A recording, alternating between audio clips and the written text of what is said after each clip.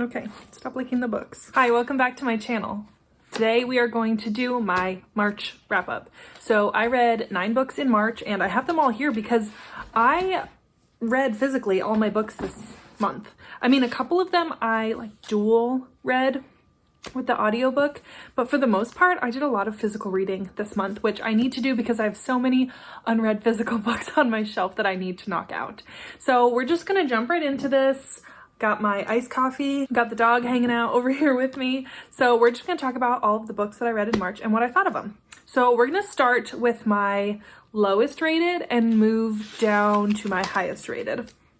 So first we have Haven by Emma Donoghue, and I read this book for the podcast Talk Bookish to Me. I was invited by my friend Gwen to be on the Talk Bookish to Me podcast. I'm also a patron of her Patreon for the podcast. We're called the Night Owls. I will leave all that information linked down below. So first of all, like, look at this cover. Honestly, this cover is probably the best thing about this book. I did not love this book, but neither did Gwen, so we definitely agreed on that. But I'm happy that I read this for the podcast, and basically this follows Art, and Art is a monk, and he has a dream that he is to go to this abandoned island where there's like nothing but basically just birds and foliage, and he's supposed to build a monastery. And so he goes with 2 other monks on this vision quest, and Art becomes very almost crazed through the experience of trying to make this dream a reality. And Cormac and Treon, the 2 that joined him, have a really hard time watching him kind of fade into lunacy to a certain extent. And so they're trying to figure out, like, how do we help him? What do we do? How do we get off this island? There's a lot of pretty dense information about birds and about geography. And so if you're interested in that, or if you're interested in like monk culture or monk history of monasteries, if you're really interested in birds, then I think this might be a good book for you. But it just left me feeling sad, and how everything was very much works-based, and they felt like they had to work constantly and they couldn't be proud of their achievements. They couldn't eat too much. They couldn't sleep too much. And it just made me very sad for them.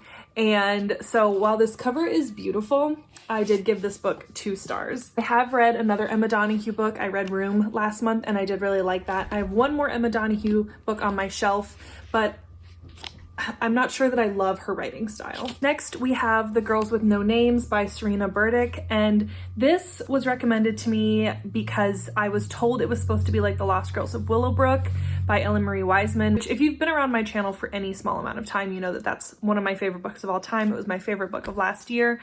And so I was really excited to try this because I was craving something Willowbrook-esque. Unfortunately, this was not really it. I gave it 3 stars. This is about 2 sisters, Luella and Effie, and Luella is sent away, or so Effie thinks, to the House of Mercy, which is a girl's home. And so Effie takes it upon herself to go to the House of Mercy to try and find her sister. Well, she gets there and things kind of go from there, and she realizes that she made a horrible mistake and now she can't get out. But along with that, there was a lot of different side plots. There's like a gypsy community that comes through the town.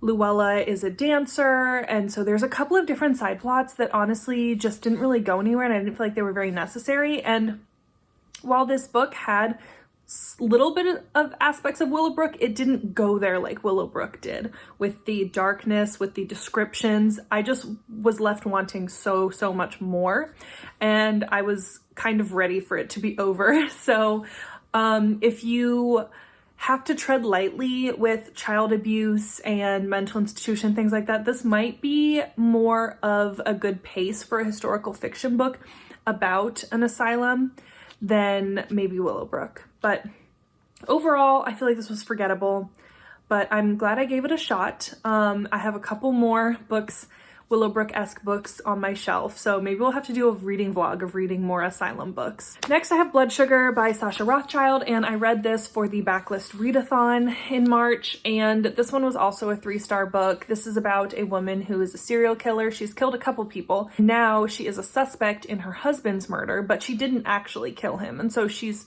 spending this whole time trying to prove that she didn't kill him, or did she, or whatever it is.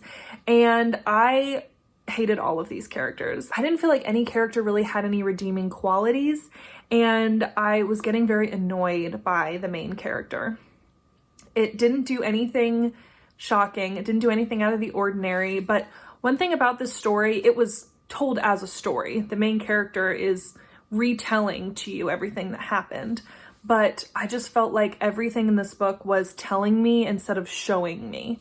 And I didn't feel like I was finding anything out with the characters. And so I don't know if it's a writing style thing, but it just wasn't any sort of shocking type of story that I haven't read before. So if you're looking for like a good for her type thriller, I don't know that this would be the one I would recommend to you.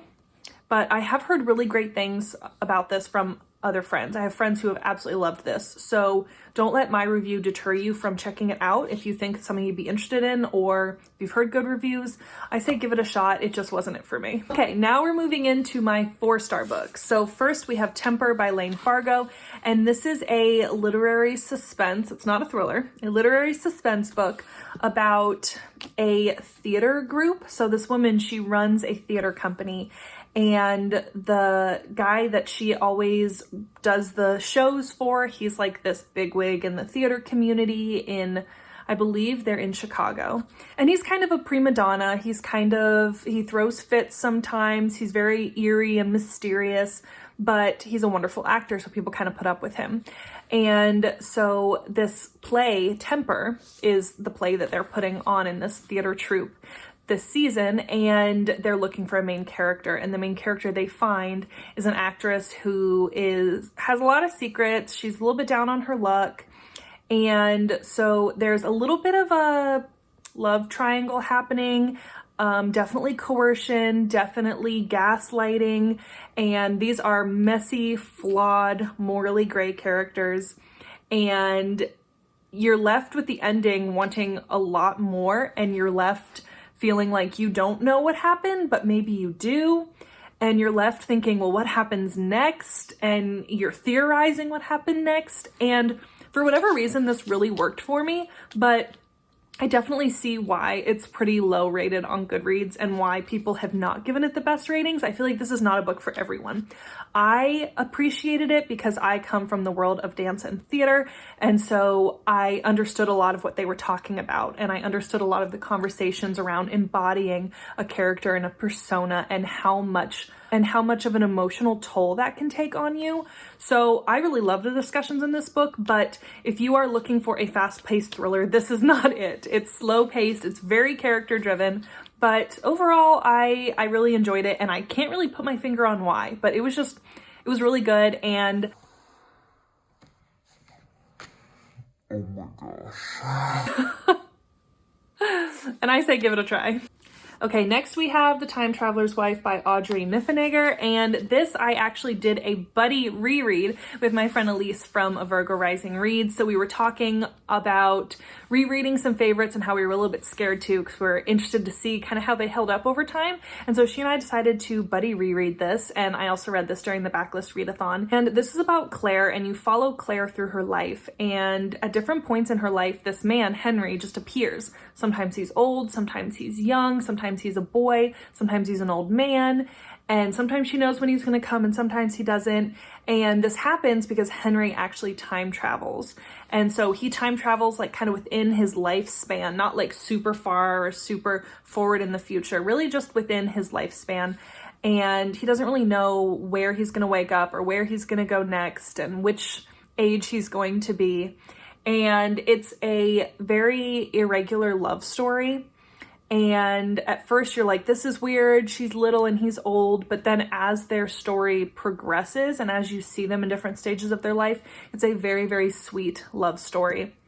with that little sci-fi aspect of the time travel. And I really enjoyed this. I remember being a teenager and reading this and just falling in love and feeling like it was the the greatest thing I had ever read. And upon reread, I don't know that it's the greatest thing I've ever read. The first time I read this, I gave it 5 stars. Now I am settling with a 4-star. There's a couple of things in this book that didn't age very well. And there was a couple things that I was like, oh, that doesn't really sit super well with me. But overall, I do think this is a good book, and I definitely think that it's worth checking out if you like romance, but don't like the rom-com-y romance, or if you like light sci-fi or light, I guess, magical realism, maybe you'd call it, because of the time travel element. But this is a great time travel book. It's great about learning about yourself and how to relate to another person and how different we can be in different stages of our lives. But there is some spicy adult things in here. Looking back, I probably shouldn't have read this at 15 or 16 years old. So teenage Lena maybe didn't make great decisions on that, but as an adult, you know, I'm fine with it. But yeah, so tread lightly if you're gonna let your teenager read this. Next, we have Tears of the Silence by Misty Griffin, and this is a true crime nonfiction memoir about a girl who was horribly abused in the Pacific Northwest and then was basically sent to live with the Amish by her abusers. And you are following her through living with abuse in her home and then living with the Amish and thinking it's the best thing in the world because at least she's not being abused, until she starts being abused in the Amish community. And this kind of opens up a lot of things about the Amish community that I think a lot of people are unfamiliar with. And this definitely brought up a whole different aspect of privilege that I didn't really think about before. Like, she talks about how Amish people are able to just come and go through even like the Canadian border. They're able to go back and forth between Canada and the US because people just think that they're a peaceful person and, you know, why shouldn't we trust them? And so they're able to go through without ID. All they have is the family Bible. And when Misty goes to the police and says that she's being abused by people in the Amish community, they basically don't believe her because they've never had a reason to suspect the Amish of any wrongdoing because they're such a closed off and tight-knit community that seems very harmless. And there are multiple points in this book where she says, if I wasn't Amish, you would go and question him. Or if I wasn't Amish, this wouldn't, you know, we wouldn't be having this conversation. Or please don't forget that the Amish are humans and have human flaws just like everyone else. And I never really thought about that before. So that was definitely eye-opening for me. And then also just seeing what can happen behind closed doors. And I will say some of this was pretty graphic, and there was a part that really just irked me and made me feel sick to my stomach. So definitely trigger warnings for basically everything. And Misty talks about getting out of it and the people that helped her, and getting her GED in like just a couple of months after never having been to school, having to figure out what her social security number is, and just such a strong person. I gave this 4 stars because sometimes the writing style was a little bit hard to follow.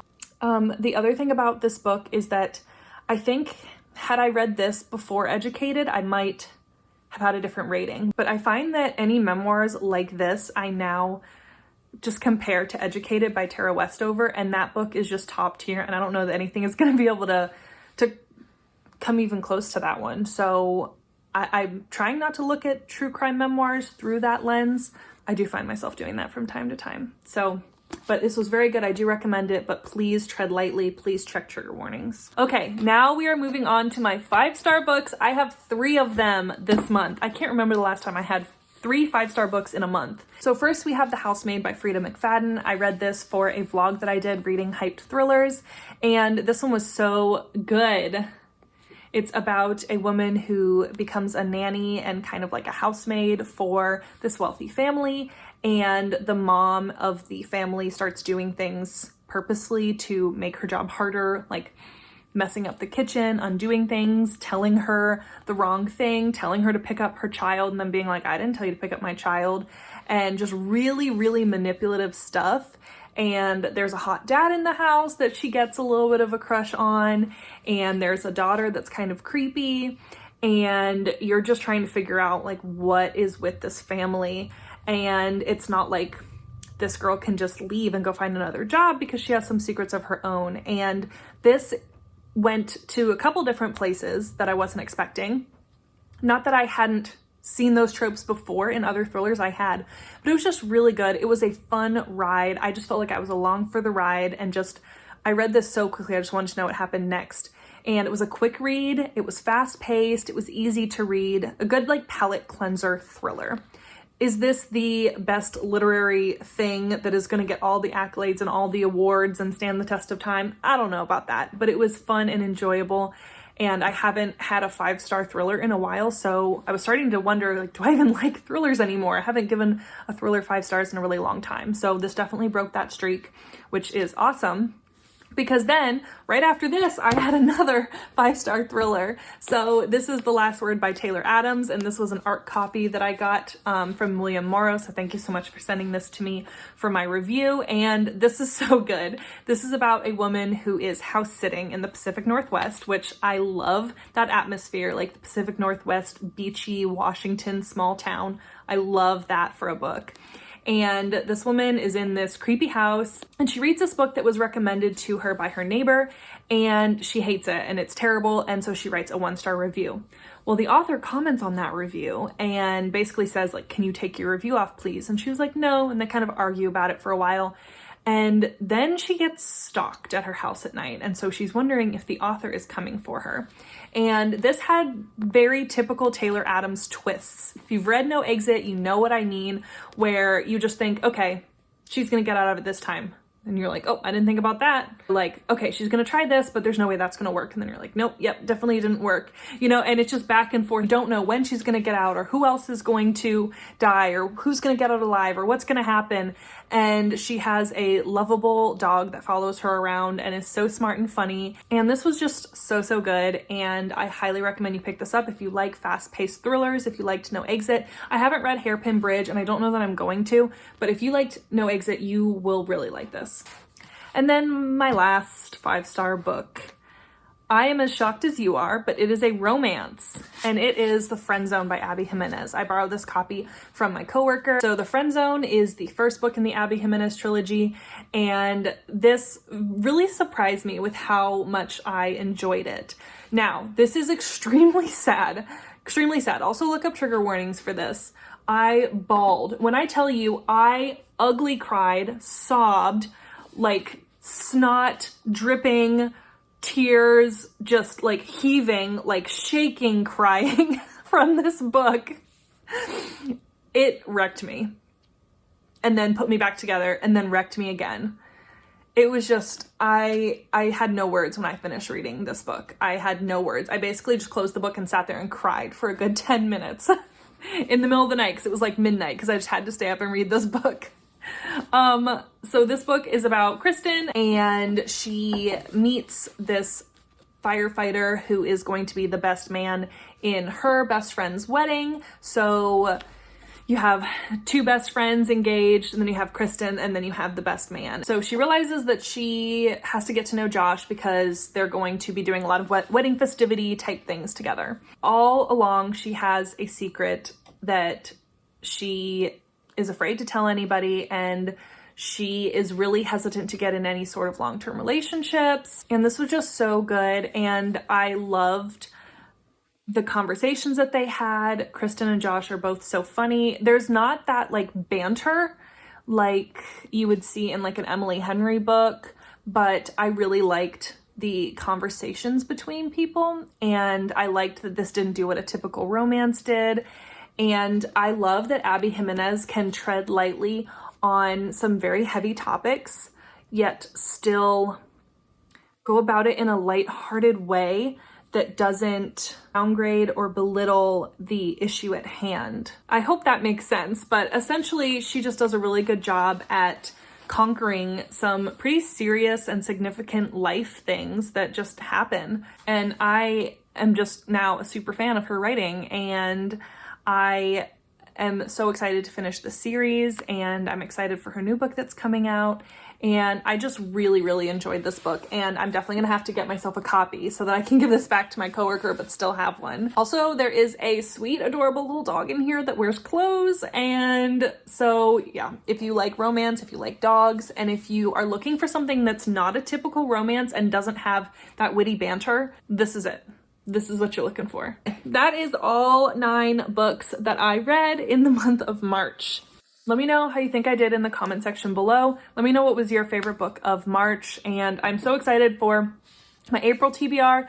It's already up on my channel. I will link that. And if you enjoy my videos, I hope you'll consider subscribing so that you don't miss any of my uploads. I will see you in my next video. Bye!